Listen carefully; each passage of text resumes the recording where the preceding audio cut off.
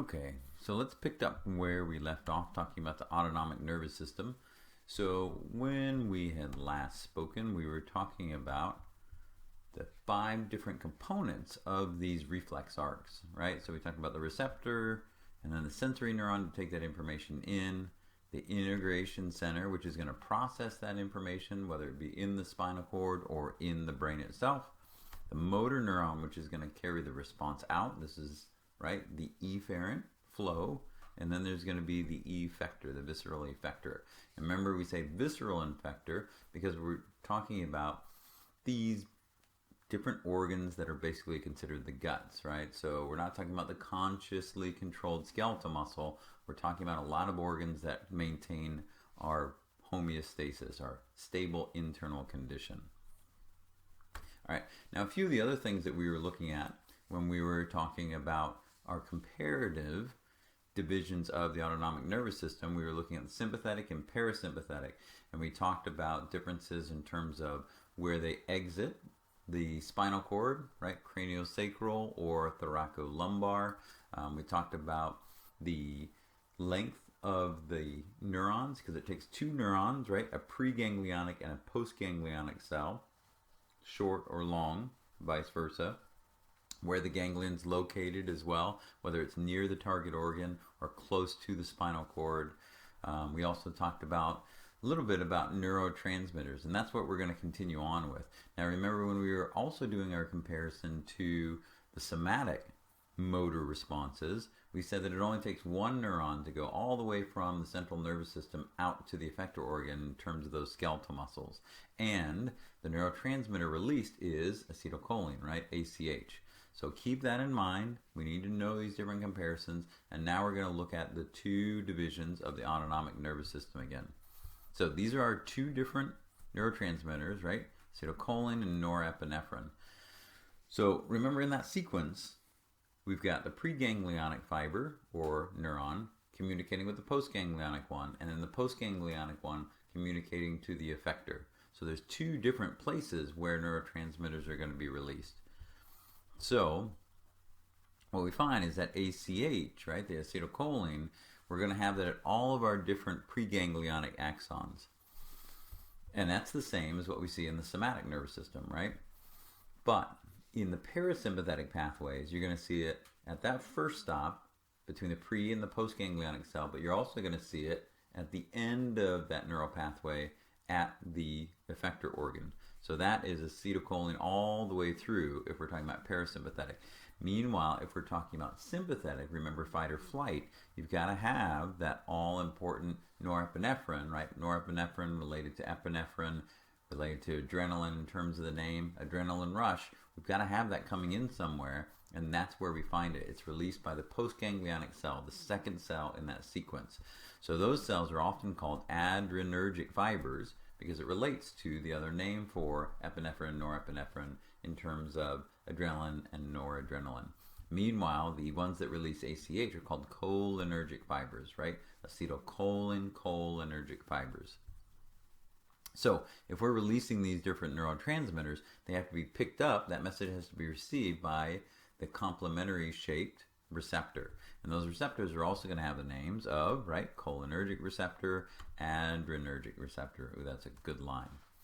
So this is our all-important figure again. You got to make sure that you know what's going on in that figure. I better get a stylus or something like that rather than just my finger.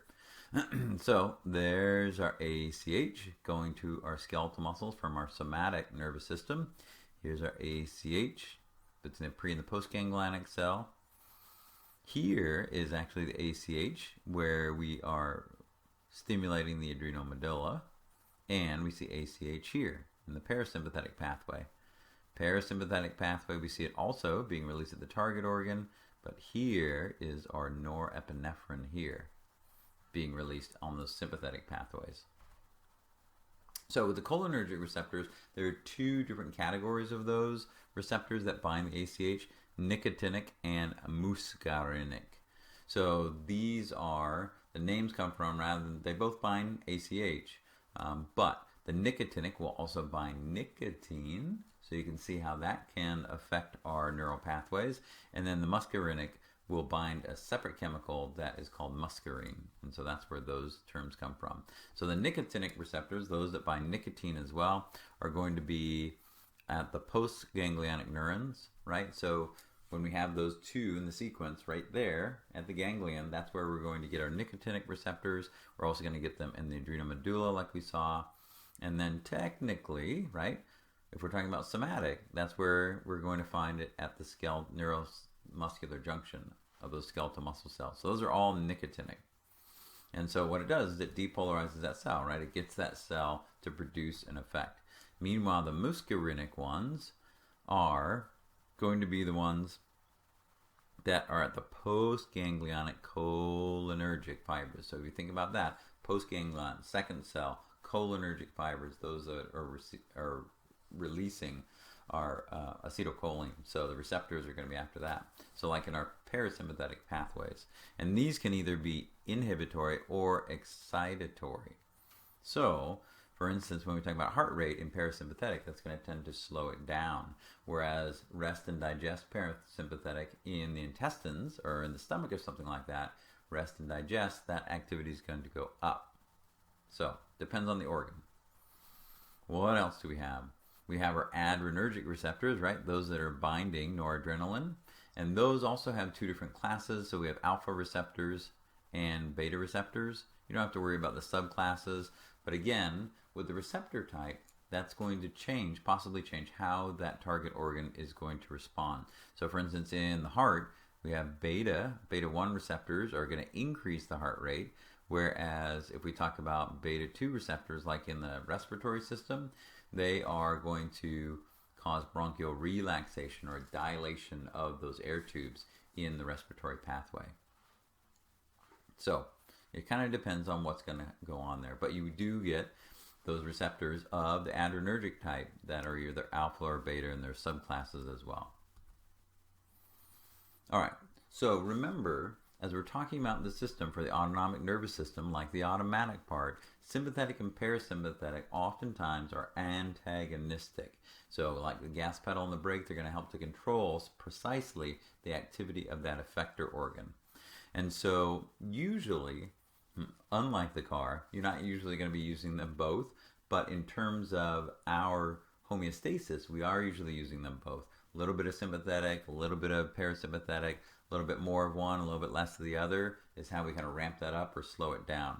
So that gives us what's called tone, right? So tone, when we were talking about the skeletal muscles, was this partial state of contraction so that we're ready to go. Contract more, relax more, or whatever. And now we're talking about autonomic tone. And this is, again, where we are partially stimulated by sympathetic, partially by parasympathetic. We can do more or less and then get that kind of dynamic response. Now, in some cases, we actually have a cooperative effect as well. So, for instance, when we look at them working together, we might find that, for instance, like with the salivary glands, if you stimulate with sympathetic, you still get saliva being produced, but it's a very thick, kind of mucus-laden saliva when you think about dry mouth, etc.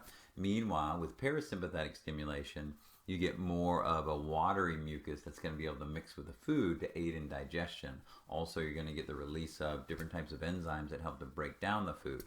So, in both cases, right, they're causing the release of our saliva, but they're slightly different in terms of the saliva that's produced. So in the antagonistic interactions, what we see, like you said, is going to be opposite. So for instance, sympathetic, when we're talking about the heart, going to increase the rate as well as the force of contraction, whereas parasympathetic is going to slow it down. Breathing rate's the same, right? Just think about whether you're stressed or relaxed and how those organs are responding. Same type of thing in terms of digestion, right? In this case, though, parasympathetic is going to speed it up, rest and digest.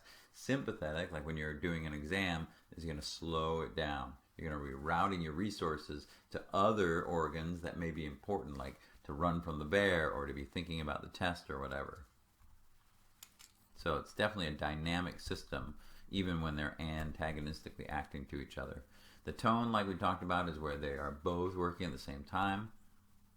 And the cooperative effects have many examples, even within the reproductive system, where in order to have successful reproduction, parasympathetic is going to be working at one particular time, both in male and female, And sympathetic is going to be working at a different time, but both are required to have successful emission and ejaculation, successful reproduction. We'll talk about that as we get towards Bio 202 at the very end as well. Now, in some cases, right, we always talk about how, we classify things and these are the groups and this is how it works. There's always exceptions to the rule, right? So in some cases, we don't have that dual reciprocal innervation. It's just stimulated by one half of the autonomic nervous system, usually the sympathetic division. So for instance, with sympathetic responses to heat, we want to get rid of some of that heat, and so we want to dilate the blood vessels at the skin, right? We've talked about the skin already, and so we're going to open those up and allow the heat to transmit to the atmosphere, right? You're going to radiate heat. Likewise, you're going to stimulate the sweat glands so you have evaporative cooling as well. And that's sympathetic, right? When you get nervous, you sweat and stuff like that, you get flushed. And then when we're done with that, you just stop with the sympathetic and things will go back to the way they were. Stop sweating, the blood vessels constrict, etc. So that's a little bit different. The other blood vessels that we have around the body, they are also going to be stimulated by sympathetic, but generally all the other blood vessels in the body, when you stimulate them, they constrict, which increases blood pressure, which increases, the cardiovascular output and things like that. Release of renin from the kidneys. So this is a response where if the blood pressure and blood volume is dropped, we need to increase it again. And so just like we said, constricting blood vessels is going to increase that, but also there's a series of chemicals that can be released that will also increase blood volume and blood pressure. And that's just sympathetic, as well as certain metabolic responses too. Again, if you're running from the bear or swimming from the shark, again, those are extreme cases, but you're going to need energy to be able to do that. So sympathetic is going to mobilize energy reserves so that our different organs can work. So table 14.5 has a lot of good comparisons between sympathetic and parasympathetic responses at these target organs. Excuse me. So lastly, when we talk about coordinating all of this, right, when we're talking about these systems, we say, okay, how does it coordinate by like the nervous system, the endocrine system, etc.? So for the nervous system, overseeing all this, we know it's part of the nervous system, but what areas of the brain are handling it? And for the most part, what we find is it's going to be the hypothalamus. So we said the hypothalamus is often the main control center for homeostasis, so it makes sense with this autonomic nervous system kind of operating underneath our conscious level that that's where we're going to have that control center. There's going to be input from other areas of the brain, cerebral cortex and the emotional brain, etc. It's also going to have, if you will, kind of managers working underneath it that also help to relay that signal or directly send it out, right? So usually you'll have maybe a store manager and then you'll have a shift manager, etc., right? Assistant manager and things like that. So it kind of has that trickle down, but hypothalamus is the ruler, if you will, or the main manager of all. Now, in terms of when things go awry, we don't get into that too much, but you do hear more and more about what's called hypertension, chronic high blood pressure, and oftentimes it can be associated with an overactive sympathetic response. So when that happens, there are different types of remedies that they're trying, right? So if we can block that signal getting there, like blocking those adrenergic receptors, then you don't get that effect, right? You don't get the vasoconstriction and things like that. So that would be a good way to block that. There's also, they're working on the receptors for this in terms of the loop are located in places like the carotid arteries, so it's monitoring it. And so if we can kind of, like a pacemaker in the heart, if we can change the receptor output here, then what the autonomic nervous system gets is going to be modified to help kind of mediate this situation as well. So this is called carotid artery therapy as well, barotherapy, the blood pressure sensors there. So there's a few different ways we can try to get it back on track. One other thing about the autonomic nervous system, you hear about different ages of life and, different ways that the body works. Well, oftentimes with age, you hear about different types of issues, right? So like constipation and dry eyes and orthostatic hypotension. Hypo, right? Hypo, low blood pressure from when you're standing, going from a sitting position to standing. And so this is where the autonomic nervous system efficiency kind of declines. So at the preganglionic axon terminals, that communication is starting to break down, and so we're not getting that automatic response that we should. So keeping things flowing, keeping the digestive system going, keeping the blood pressure responding when different things are happening in the body's demands are changing, etc. So kind of interesting to see. All right, well, that wraps up our autonomic nervous system, so our automatic type. So hopefully that also helps you to realize how, again, your nervous system is kind of this master puppeteer controlling everything, whether at the conscious level with the somatic output, or like this with this automatic or the subconscious level as well. All right, there's always more to learn, and we'll see that in other lectures with the nervous system coming up.